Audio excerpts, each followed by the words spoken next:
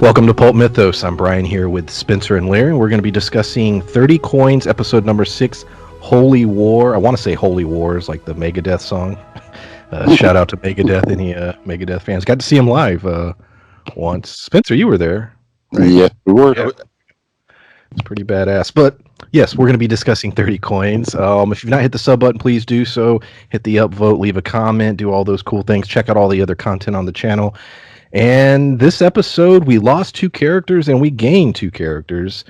We lost Jesus and we lost Roque.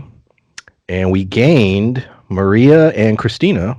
Let's start with them. They showed up to the town. They said they worked for the Secretary of State for Security. So basically they're there saying, look, this town has had no issues forever, outside of a few little incidences, and all of a sudden you guys are having, deaths and all this crazy stuff over the last several weeks. What the hell is going on? They're there to investigate.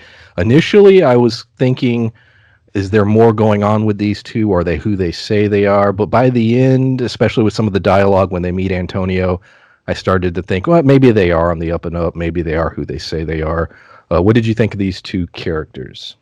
I thought, and I don't remember which was which, because there's the younger one with short hair, and then there's this slightly older one. But the slightly older one, her voice just sounded evil. So as soon as she was speaking, I was like, oh no, she's a bad guy. And then, like you said, about halfway through the episode, I was like, well, maybe not. And then by the end, I was convinced that they didn't have anything to do with it, and that they were exactly who they said they were. Yeah. Towards the end, I got that impression myself. But earlier I thought that they were, like I think you were suggesting, Brian, that they were maybe sent by the anti-church, just to sort of pretend to be investigators and to do some fact finding and, maybe obtain the coin if they can, if it's still there, or wait in case Vigera gets back and, or Elena. And, but, this just more, leans into the whole sort of Twin Peaks idea or feeling vibe I got from this show, where we have these outside investigators coming in, except unlike Twin Peaks, it seems less like they're the weird one and more like they're the straight-laced characters that are coming into this very strange town, that I'm sure is just going to get stranger. And I'm not going to remember their names, so I'm just going to refer to them as the investigators from here on out. Yeah, because it's funny you say that, because I was thinking if there is in fact going to be a second season, maybe they stick around, maybe they play sort of that Twin Peaks-esque role where they're now sort of working for the country and the state, and they're just like, yeah, we're going to stay here, and because all this weird shit happens, and we're going to try and sort of figure it out. Well, there's lots of shows, Fringe or X-Files. And damn, I forgot about Fringe. Well, you just have these more straight-laced characters who aren't necessarily convinced initially that it is what they are saying it is. They're trying to find an explanation, or like a non-supernatural explanation to everything, and then by the end of it, they come to terms with the fact that it is supernatural. Yeah. They go, we talked a lot last week about how dangerous we thought Jesus was. And I stand by that. They go to confront him, and basically he's told, hey, we were right. Everyone in the town, or at least not everyone in town, but Paco and the cop, they are aware of what went down, but they were willing to cover it up. These investigators are there to try and figure things out, and he's sitting there, and he ends up, using a shotgun, takes his own life. I think it's a combination of it was more so the fact that he was freaking out about it being a ghost or a monster, or you know what I mean? Like, he couldn't wrap his head around what exactly was going on, and it was sort of driving him crazy. I think that was the reason he did it. At least that's my assumption. What did you guys think? Well, I mean, a man that he knows darn well that he killed and buried, you know, someone he's known for years, so you know, there's no mistaking it, rose from the dead one day, and you know, so it's one of those odd things where, you know, it's, and so much of this has centered around him in his life. You know, the events with his daughter earlier, and you know, her possession and everything. Like, you know, like there's so much going on that would make sense that, you know, he would see it as, he may have even saw it as like sort of a religious sign that this is punishment for his actions, and you know, that his death was the only thing that was going to end it.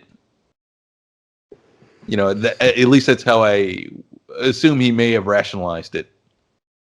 You know, either way, you could definitely tell by the time we saw the character again that he was worn out, and he was just kind of done with the whole thing. You know, he had that 1,000-yard stare and everything. And how you look at his character, and when he shot at Paco, he was never a good guy by any means, but at what point did he completely lose his sanity? And I think that all stemmed from when what was it, Marco or Marcus, the husband, what was his name? Oh, Elena's husband. Oh, yeah. Mario. There we go. I knew it was an M. But when he came back, Max. I think that he felt, I mean, he lost his mind, and it drove him insane. And I think that was just the final step in the completely losing it. Yeah, I agree completely. It was actually a sad scene the way they framed it, and the performances by the actress that played his daughter and his wife were phenomenal, especially at the actual funeral. She went all in that scene. You know, we had the rain, we had, the tears, and her basically calling everyone out and saying that, they drove him to this. Very emotional scene, and I thought it was very well played.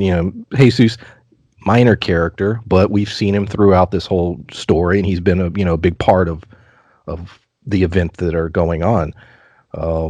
How'd y'all feel about those particular scenes and just sort of the spotlight on sort of this small village drama, essentially? Well, yeah, and it draws you in because the acting is so good. Because it's one of those things where she's blaming him, and I'm a little bit mad at blaming everybody, and you're a little mad at her because it's like, no, it's not their fault. It's his fault. Nobody drove him to this. These are his actions coming back to haunt him, and in the end, it was his decision. But she reacted realistically as someone may react in that situation where they lose a spouse or whatever. And like you said, the emotion in that scene, and as I mentioned before, his acting as well was very good. Jesus, because like I mentioned before, he just looked very defeated in that moment, and you could tell that there was nothing good on his mind. And let's also not forget that his own daughter refuses to say who the father of her child is, specifically because she's afraid her dad will kill him. Right. So there is a legit, like I said, and we talked about in the last episode, Jesus has done some crazy shit. And, so there was a legit sort of, fear of him, going over the deep end. Well, and that's the thing, is that he was never a good guy. And that was the part, and it wasn't not believable, because even, awful people have families that are still hurt when bad things happen to them, because they just, sometimes you see the best in people, even if they're the worst fucking people on earth. And like you said, Brian, for her to not even want her dad to know because he might do something, insane, or even when the cop showed up, the investigators, the wife was wary that they were going to push him to do something. And, from the get-go, you should not fear like your spouse like that. It's, as a kid in this day and age, it happens less. I mean, there used to be, that fear of the belt type thing, but it happens less now. but I've never feared that my dad was going to kill somebody because, that's a different level. So for them to be upset when he died, it was 100% believable, but it also made me mad at the same time. Yeah, and that's what I was getting at too. Absolutely, because like I said, the passing blame and everything, and the making excuses for him when he was alive. That he's just old fashioned. That's all. Because she said that to the investigators, like, oh no, he's not dangerous. He's just old fashioned, and and even I can't remember the police officer's name, but even he was making excuses for him, like, no, really, he's a good guy, and you get that from people sometimes when they've known someone for years, like, and maybe he's a friend or something, he's just like, he's a good guy, or it could be that he was defending him because he didn't want all the secrets he talked about getting out. But that's part of it, I think, but also, yet again, remember, he killed Mario, whether it was on purpose or by accident. He did kill him, and then if it was an accident, he covered it up. Yeah. He didn't go to the authorities. He didn't tell. Elena has been going for years wondering what happened to her husband, and Jesus never told anybody. So, like, going back to Jesus, not being a great guy, and the fact that this town was willing to continually cover up for him, is a problem. Yeah.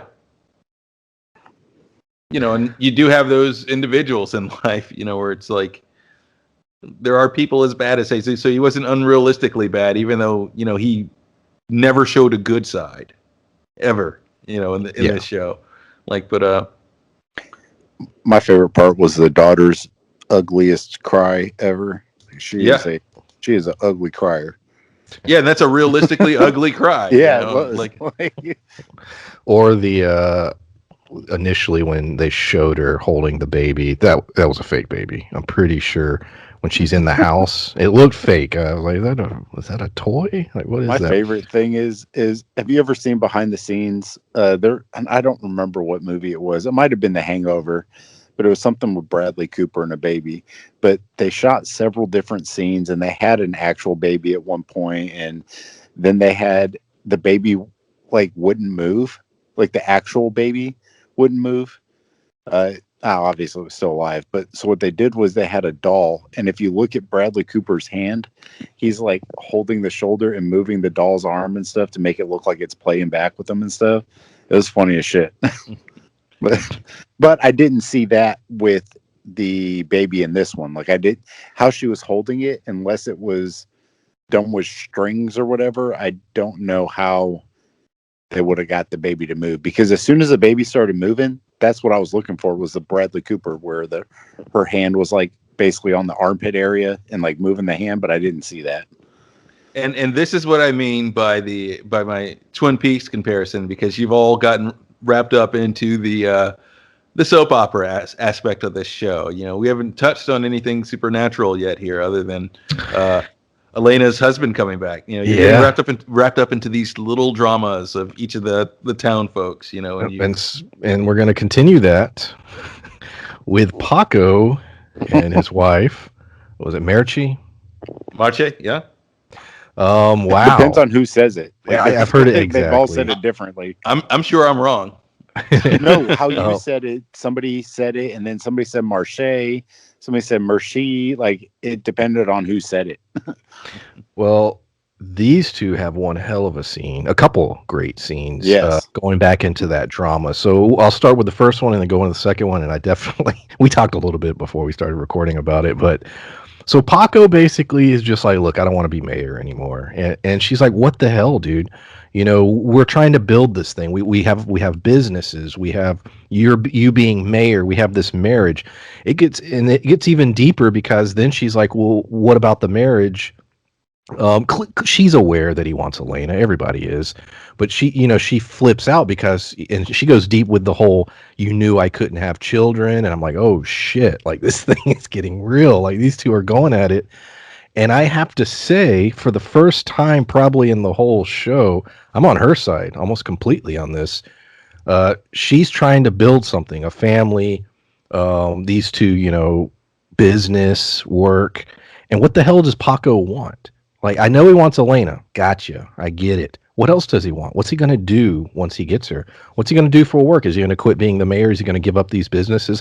What is he going to do? And he never had an answer, really. Yeah, absolutely. And I'm glad that was bothering both of you too, because it was definitely bothering me. I was like, well, what do you want to do for work? You just gonna sit around the house all day? Well, your wife manages the buildings, and I guess while she takes over as mayor, which she should be mayor, she seems to really be very involved in Paco's political career, so she should go for that herself. What does he want other than Elena this series? Is he gonna go join the police force and help out? The sole officer in this town, who's clearly overwhelmed by all these weird supernatural things that are happening. It's just Paco seems like he really needs to figure himself out, but he doesn't seem like he put any effort into that. He just wants to be with Elena, and I don't think this town needs two vets. I think Elena's got that on lock. Well, and I've said that before in earlier reviews that we've done, is that Paco and Marche's relationship feels the most real of any of the things that like any other portrayal of relationships, because when he came into that office and it was basically like, hey, I didn't want to do this anymore, you keep pushing me, but her response is that I'm trying to help you. Like, I'm trying to build something for us. She's not trying to build something for herself. Paco just has zero drive. And yes, she's manipulative. And yes, she's probably pushing him way harder than he would ever push himself. But sometimes people need that. People need that kick in the ass to get moving. And she just always assumed that's what she was for him, is that driving force. She's just trying to help him. And for him to not know at all what he wants is showing me, like you guys said, the only thing he wants is Elena.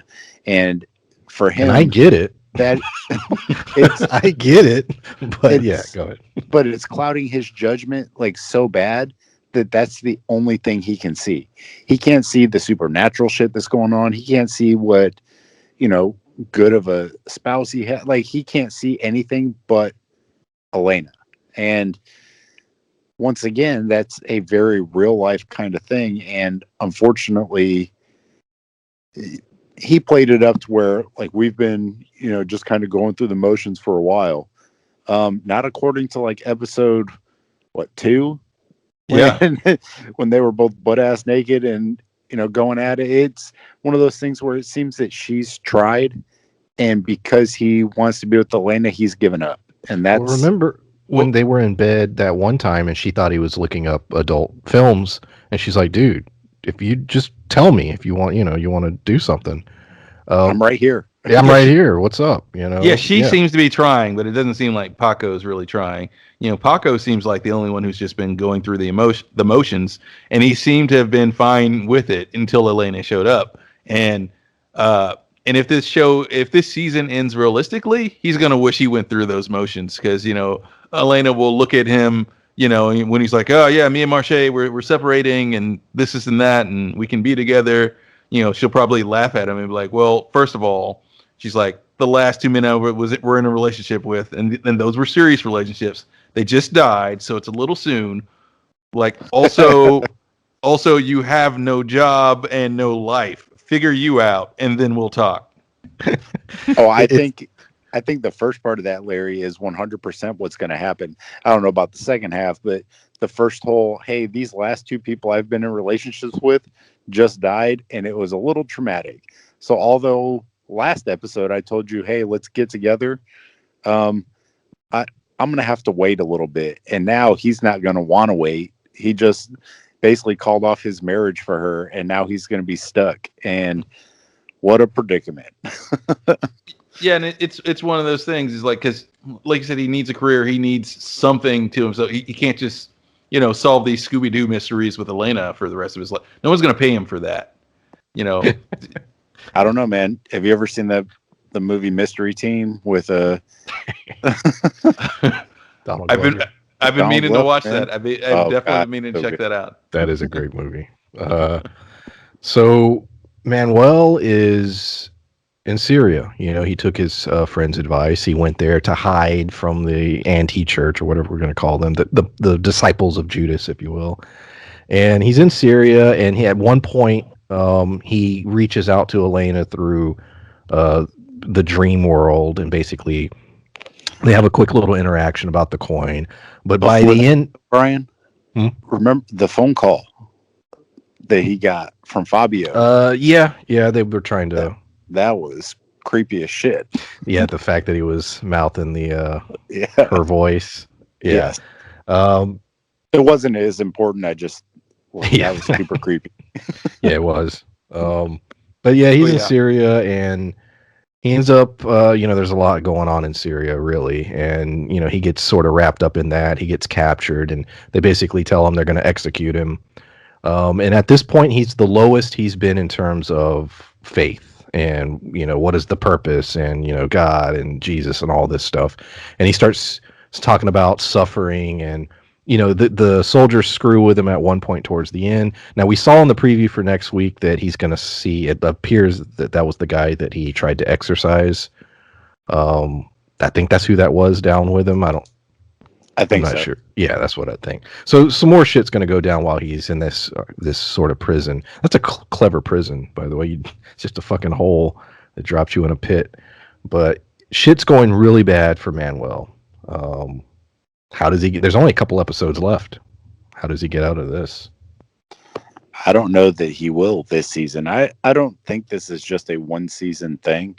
It could be, but for it to be this close to the end, I feel like they're building up more long-term characters. And with him being stuck in the prison, his story is starting to be a little bit independent of what's going on with Elena and Paco and the town. They're separate, but they're trying to kind of drive them at the same time. And I thought that it was done brilliantly in this episode when they put him in the prison, when he got caught for being a Christian, and the guy who was translating for him basically saying, look, I didn't translate anything you said because I would have killed you immediately. So, and he gave him a timeline. He's, tomorrow morning, this is what's going to happen. So he has to figure it out fast. And I'm very interested to see how quickly he kind of either comes up with a plan or how quickly he resorts to some other methods to try and get out. I wonder if he will come up with a plan, or I wonder if they're going to play out the rest of what appears to be an allegory here.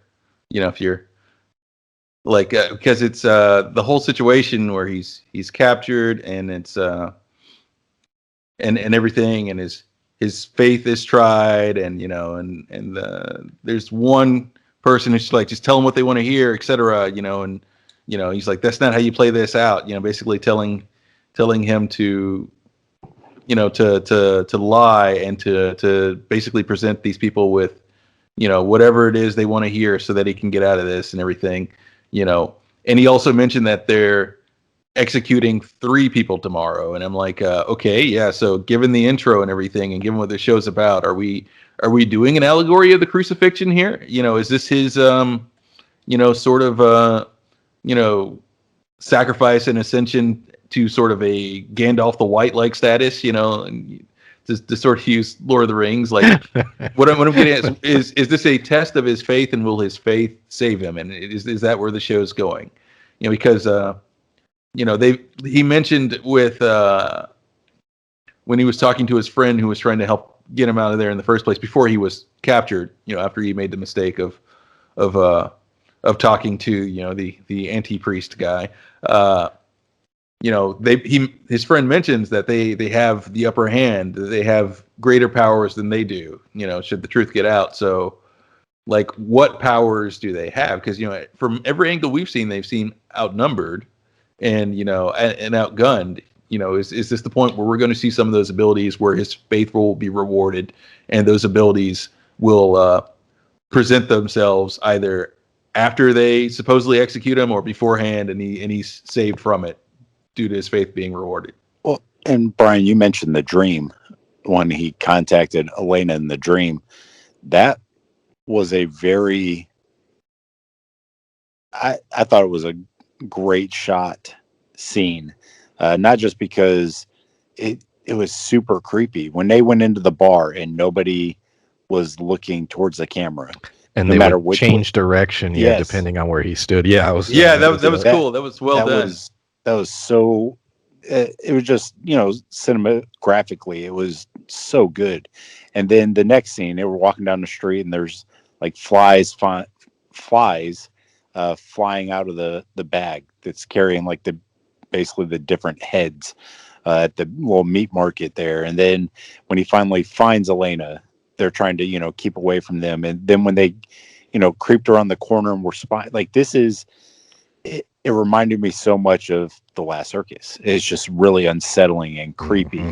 And then the whole scene where they get lost inside of this maze, and then Elena steps on the like we said, the bad cardinals. Fabio Santoro. Yeah. I'm not I just don't know what his that. rank is. I remembered his name, but like I don't at this point I don't know what to call him. Like, I will remember Bad Cardinal. He's a Judas Priest. Another band reference today. Bam. You're on it. Never seen Priest live, but I would love to. But they like when she stepped on his, I guess, cape, how that like basically swallowed her. That whole sequence was so good. well, yeah, and I'm wondering about this too. It's like there's so much we don't know about Manuel's abilities because he was in denial, as he admitted this episode the whole time, and then they're talking about, oh, we can communicate through this dream space, and it's like, okay, yeah, we've seen Fabio, is his name Fabio? Yeah, the main bad guy. The bad cardinal. Yeah, the bad cardinal. Yeah, we've seen the bad cardinal. We've seen him do that kind of thing, and I'm like, oh, wait a minute, that's from their training. They can do that from.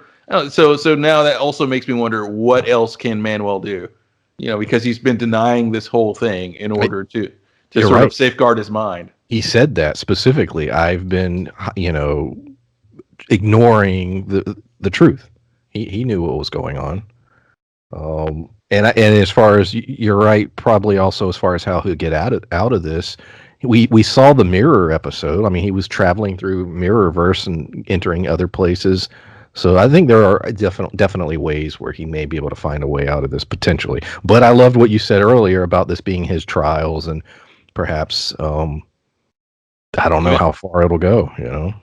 Just on IMDb, he's listed as Cardinal Santoro, so he is a cardinal.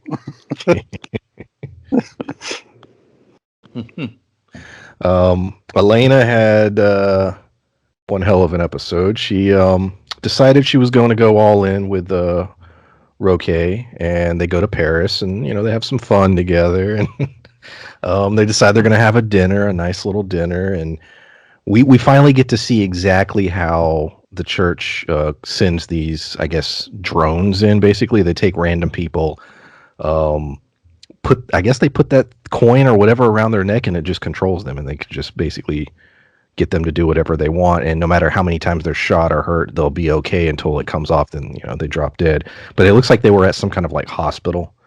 Well, it looked like a nursing home to me. Yeah. It's an old guy, and so he was the one. He kills Roque, and Elena gets the coin back. And from last week, we saw he got it from the fish. Yeah, I didn't expect him to die right there like that. That was a little surprising. Weren't the last two characters that they've controlled that way, weren't they also elderly? Because, and that says to me that this might just be the way that they select people to use this relic on, or is it maybe a limit to the power of that? They look like sensors, or what are they called? I think they're called sensors. The thing that they, I'm not sure even what they're burning inside of it, but in the Catholic Church, they carry around those. It's like a chain with a ball in the bottom, and they Yeah, it's tiny. That's Yeah, I don't That's know. what it looks like, is Yeah, a small version of that. Yeah. I'm just curious, is the guy, the priest that was there, is he the one doing the controlling, or I'm just curious how the magic works with it. Oh, me too. But it very much looks like he seems to be the top dog. I think he's the American one. He's like 6'6", and they were all speaking English around him and stuff. Yeah, tall, skinny guy. So, yeah. yeah, but he seems to be the one that's, I don't want to say calling the shots, but he's the main enforcer, I guess. He's the guy trying to go out and. I think that's a good term, and he's the Darth Vader of the crew, sort of. Well, I don't know, because you have Demon Guy who comes in at the end, which we're about to get to. I don't know what the hell he is. Fabio is sort Terrifying. of, yeah, his second in command, or the one who's running things. And then you're right, this guy's sort of like the enforcer who goes out. He's the one that goes out and actually does shit, you know. Yeah, I'm curious, like with the whole, what his role in all this is, or like he does seem very important, or much like an enforcer. He seems like the type of character that, instead of like a Fabio, if you're going to do multiple seasons, you'd kill him this season instead of like a Fabio. He'd be your big guy. But then again, it wouldn't be him, because we have this other priest that's shown up in town. I call him Demon Man. I'm very curious. And actually, let's talk about that real quick. So Antonio senses him, he hears voices and everything. And he's like, oh, he's coming. And the two agents show up, and, they have a back and forth. They mention getting him a bacon sandwich, which is the second bacon sandwich of this week. We had a reference to a bacon sandwich in Your Honor earlier this week. I thought that was funny.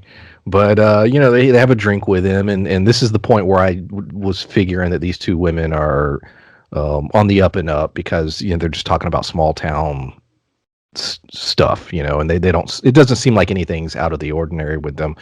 This priest shows up. It happens to be the guy we saw a couple episodes back, and we've seen him several times, because Manuel has seen him walking around and stuff.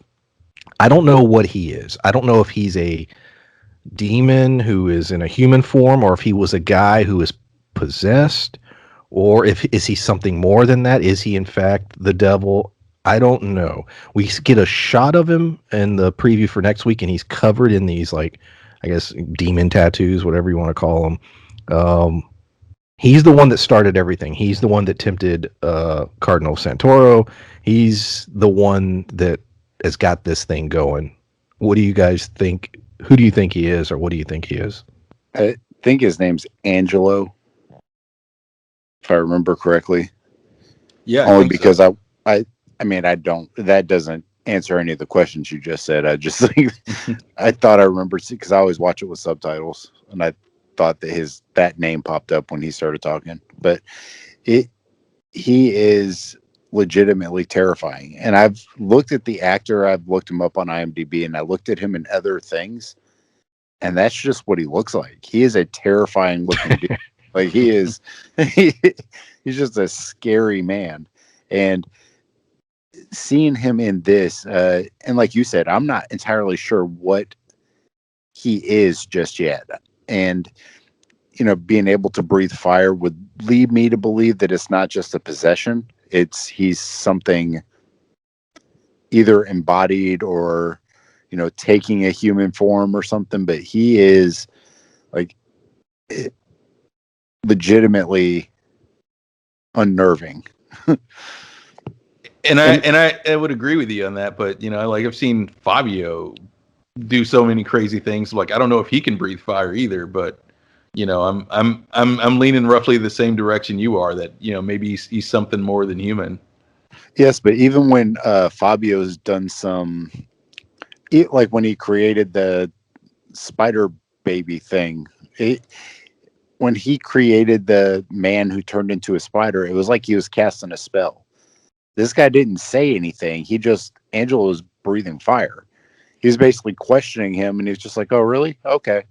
So now that could be, you look at anything with magic, whether it, I hate to just say Harry Potter, but Harry Potter. You can use non-verbal spells in Harry Potter, and Snape goes into it. Like, you don't have to. So this person could be somebody who has been like studying these scrolls way longer before Fabio ever even found out about them. So he could be, the master of the scrolls. Remember when they were in the not the bunker, but the garage thing, and the door, he's like, open the door, go through the door, and Fabio goes through it. So I'm assuming he's the one that orchestrated that and led to wherever the hell he, ended up. So clearly this is sort of the main guy. Now, clearly, there could be something above him, obviously, but he seems like to be the main force, and he's now coming, there's 2 episodes left. He's coming to this town. He needs that 30th coin. They have 29. They're sending the big guns.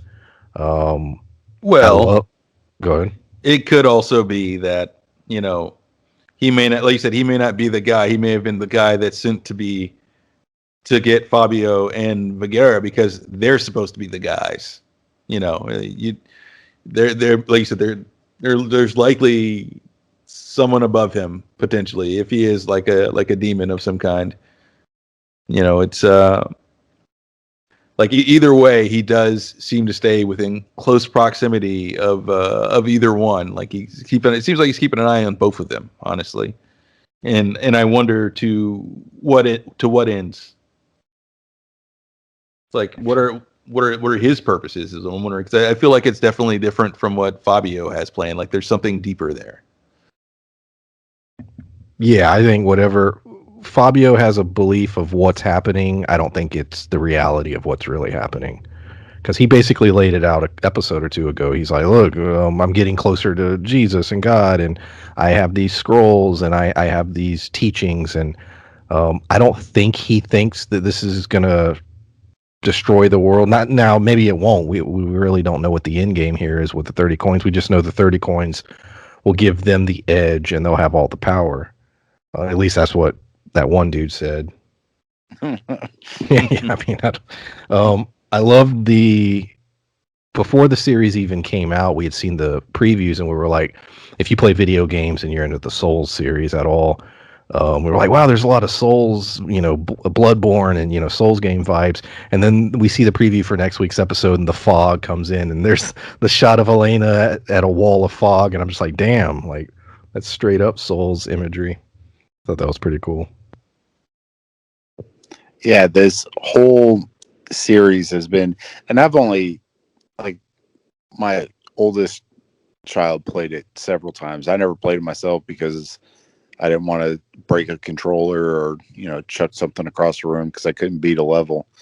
But, I've watched her play, and it feels very, or even, there's Resident Evil games where it's just that the whole vibe is, it's horror based, but it's just unsettling. And that's this whole show, although it's got like a supernatural base, and it's, and Larry said it earlier, the drama and the soap opera aspect of the show that we're feeding right into. I love those aspects of the show as well, but there is so much to this show that is so well done.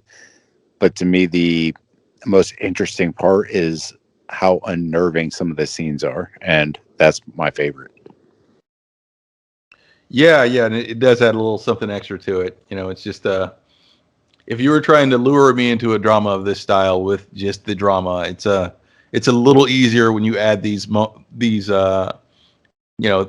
you layer it with things like you said, this setting and the sort of dark tone that it has, and and I believe it's described on IMDb as a horror mystery, and just the genre alone lures me in, and like I said, it was 2 episodes in before I realized, like, damn it, I'm watching a soap opera too, and didn't know it. They tricked me into watching a soap opera, but I'm loving it.